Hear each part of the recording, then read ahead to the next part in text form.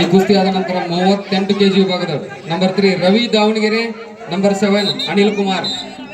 Ravi Davanagere red costume, Anil Kumar blue costume.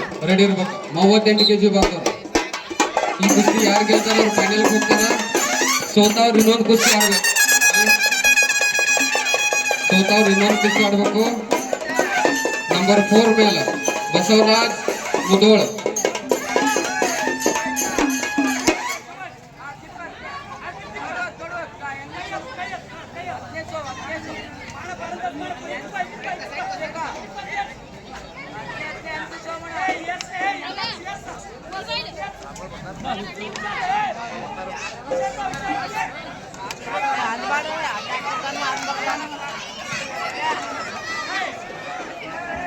Point ಕೊಟ್ಟರು.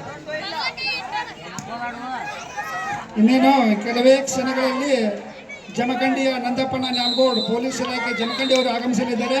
ಈ ಕಾರ್ಯಕ್ರಮಕ್ಕೆ ಎಲ್ಲ ಟ್ರೋಫಿ ಕೊಡುಗೆದಾರರಾದಂಥ ನಂದಪ್ಪಣ್ಣ ನ್ಯಾಮಗೌಡ್, ಮಾಜಿ ಪೈಲ್ವಾನರು, ಉಪ ಕರ್ನಾಟಕ ಕುಮಾರ್, ದೇವನಹಳ್ಳಿ ಕೇಸರಿ ಪ್ರಶಸ್ತಿ ಪುರಸ್ಕೃತರಾದಂಥ ನಂದಪ್ಪಣ್ಣ ನ್ಯಾಮಗೌಡ್,